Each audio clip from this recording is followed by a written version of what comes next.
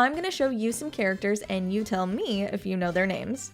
Okay, those first two were basically freebies, but if you actually recognize Boogerman, then congratulations. You were either born in the 90s, you have some serious 90s street cred, or you need to have a weird, long conversation with your browser history. Anyway, okay, here's a fun question. Why do we get feelings from looking at these characters? Like, Mario isn't just some plumber, he's Chris Pratt. Okay, I'm sorry.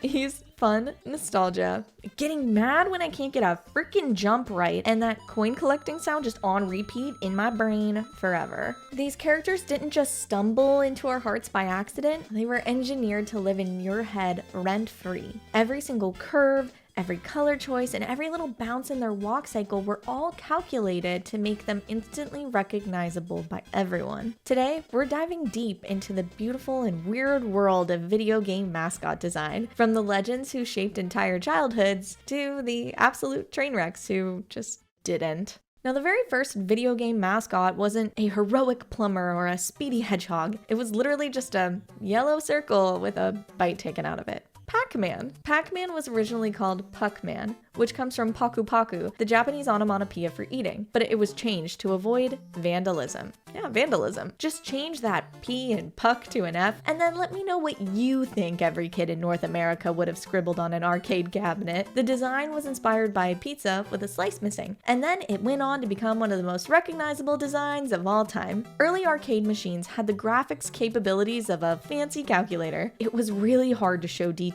In the original Donkey Kong arcade game, Mario, who at the time was called Jumpman, wore a blue shirt and red overalls. The overalls were used because the limited color palette of the sprite just wouldn't allow for a jacket and shirt combination to also feature detailed arms and shoulders. There's not enough pixels. There's not enough colors. The overalls helped define the arm movement against his torso. Mario also got a mustache because it made it easier to illustrate his nose. Like I said, you only have so many pixels. You can't fit a nose and a mouth. There's not enough room. So a mustache communicates both the nose and the mouth simultaneously. The mustache, the overalls, they're iconic now, but at the time they were solutions to technical limitations. The design philosophy was simple. If a kid walking past the arcade couldn't instantly tell what they were looking at, you had already lost, and you only have so much canvas to work with. This gave birth to what we now call the silhouette test, and honestly, it's genius. If you can recognize a character just from their shadow, then you've nailed it. So Mario's iconic hat at the top, Sonic's intense spikes that you see, and even Pikachu's adorable little ears and tail, they all pass with flying colors. You could spot them in your peripheral vision and know exactly who they are. Beyond just the simple shadow, art school taught me about shape language, which is the hidden geometry of personality. So circles are safe, friendly, soft, approachable, and innocent. Squares and rectangles represent stability, strength, reliability, and immovability. And triangles represent danger, speed, malice, or really just any dynamic energy. The best designs use shape language, where all the shapes combine and then they form one big, clear silhouette. That's the difference between a design that's so iconic that you could recognize it anywhere, and one where you have to read their name above a dialogue box or you won't know who's speaking to you. Another game with iconic designs is Hades 2, and that's why I'm talking about it in my next video. So if you haven't yet, subscribe so you can get notified when I post a breakdown of the art of Hades 2 and how it compares to the first Hades game. By the late 80s, mascots weren't just cute or cool iconic characters that represented a game, they were used as weapons. This is warfare, the console war. If you're not playing these games, you're a giant loser.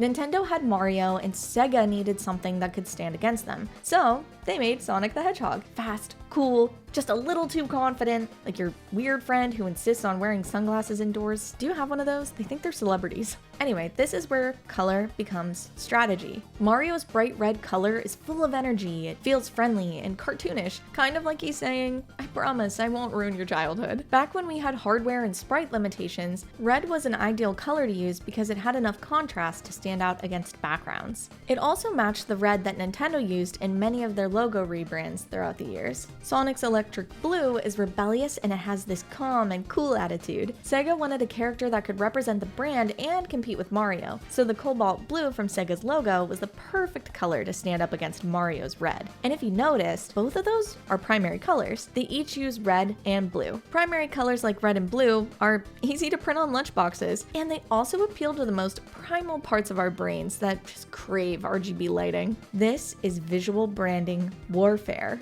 And Sonic wasn't just their first thought. Sega actually tried some other mascots before Sonic. These mascots were Professor Asabin, Dr. Games, Opa Opa, and Alex Kidd. The first two primarily served to give tips and tricks in game manuals. Opa Opa came from a game called Fantasy Zone, and it's still remembered fondly in cameos. It was featured in Sonic Racing and even Hatsune Miku Project Mirai DX. Like, I can't even make fun of that. That's iconic. And also, I love Miku, but that's off topic. As for Alex Kidd, he had the best shot at being a mascot for Sega so far, but ultimately, he was just kind of forgettable. He didn't really have this bold, marketable shape that we're looking for. And while I've never played an Alex Kidd game personally, I read on Reddit and some other places just that there were some gameplay issues and the games were much slower, which didn't really match the rise of fast-paced games that were happening at the time. Sega learned fast. It's not just enough to have a fun game. You need to have a face, a merchandisable, t-shirt worthy face. You need good shapes, a great silhouette, and easily identifiable colors. That's why Alex Kidd only stuck around for about 5 years before they brought in Sonic. And it doesn't just stop at choosing which colors to use. You also have to choose how much of that color you use. That's hierarchy. Mario and Sonic both use red, blue, and some white in their designs. But the hierarchy, or the importance and utilization of each color, is different. So if you presented them with just the colors and the percentages that match the two characters, you can tell them apart instantly. That's how it is for every great design.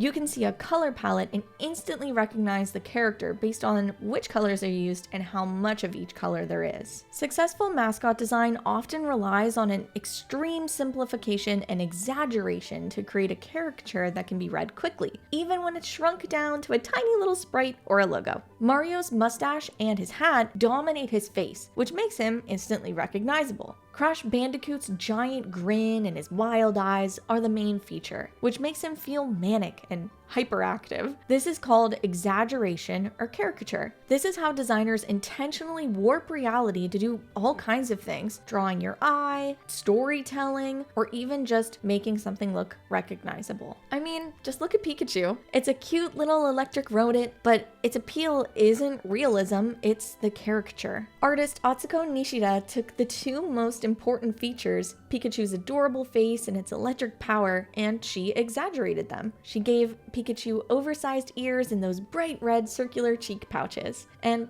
that's the art of visual shorthand. You boil down a complex idea to 2 or 3 iconic and exaggerated shapes. And personality isn't just the colors or the shapes. It's how those designs move. Take Sonic's idle animation, for example. If you leave him standing around too long, then he'll tap his foot like he's just bored out of his mind. The dude just wants to go fast. That's personality design. It tells you everything that you need to know. He's impatient and he's way too cool to wait on you. Same thing with Mario's little fist pump at the end of every level. It's optimistic, iconic, and it kind of warms your heart. Micro animations make characters feel alive, and it's more powerful because it's being shown, not told. For every Mario or Sonic, there's a whole graveyard of mascots who never made it. Let's recognize those that we've lost. Zool, the ninja ant, Bubsy, the bobcat who thought he was funny, and Boogerman, the snot-flinging superhero. I hated saying that. Inspired by the record-breaking success of Mario and Sonic, various video game studios throughout the 90s tried to create their own mascot characters to be the next big thing in video games. And the 90s were marked by attitude, and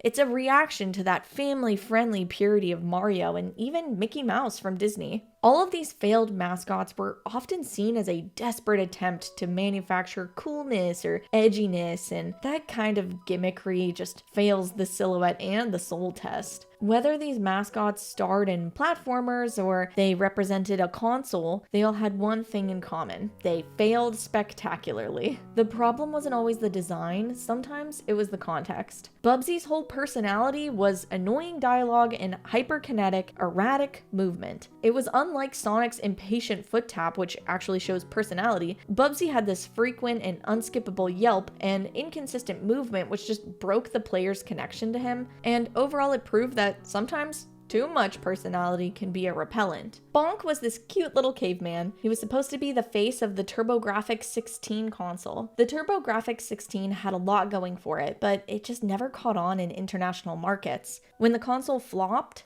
so did Bonk. Turns out, even the best character can't save a sinking ship. R.I.P. Bonk, you would have loved Code Lyoko. These characters rival even your forehead. And then there's mascots that relied on gimmicks. Boogerman's whole personality was gross humor, which, I mean, that's not my favorite, and also that's not branding. These designs were trying so hard to be edgy and different that they forgot the golden rule. A mascot can't just be a costume or a funny joke that surely all the kids will love. You can't just slap a mascot on a console and then hope for the best. A mascot has to have a soul. And unfortunately, sometimes a mascot does have a soul, and it also has a great silhouette, but it just isn't marketable enough. Game studios want to make sure that they can appeal to their target audience, and the broader their audience is, the more they have to make their mascot appeal to the masses. Just look at Pokemon. Clefairy almost became the face of Pokemon. The final decision to make Pikachu the mascot was made shortly before the anime's release in Japan. Clefairy is Red's partner if you read the manga. The creators decided that Pikachu's design would just have a more universal appeal to both boys and girls, while Clefairy was considered by some to be more feminine. You can break down mascot design all you want. There's silhouette, color theory, animation timing, but at the end of the day, it's not the shape that makes us care.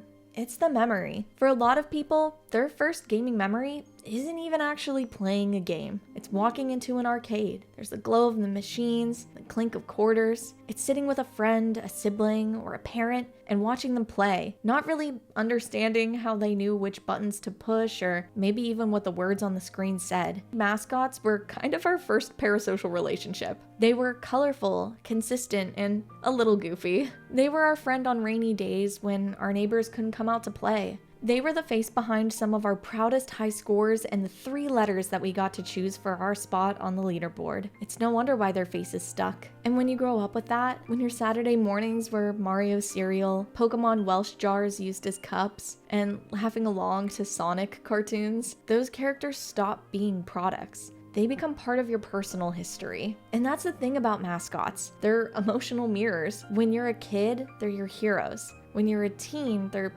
kind of cringe, but comforting. And when you're an adult, they're nostalgia wrapped up in a brand IP. You recognize that even though a mascot is really just an extension of a corporation's marketing, you don't really care, you'll still buy the hoodie. Because it's not about the brand anymore. It's about chasing that feeling, that moment of safety and joy, when the world felt a little smaller, brighter, and full of possibility. That's nostalgia. You might outgrow the game. You might not even play the game anymore, but you never really outgrow the feeling. Whether it's a blue blur with an attitude problem, a yellow circle who's perpetually hungry, or a plumber on mushrooms, mascots aren't just marketing tools. They reflect who we are, who we want to be, and what we find lovable, even when that thing is just a hedgehog wearing sneakers. Good mascot design is art and strategy. It's visual branding that's wrapped around storytelling. And yeah, that means that the reason we still love Pikachu is probably a mix of color theory and capitalism working together. So next time you see a game character and you feel that little spark of recognition, remember that it's not just nostalgia hitting you in the feels. It's masterful design doing exactly as it was created to do.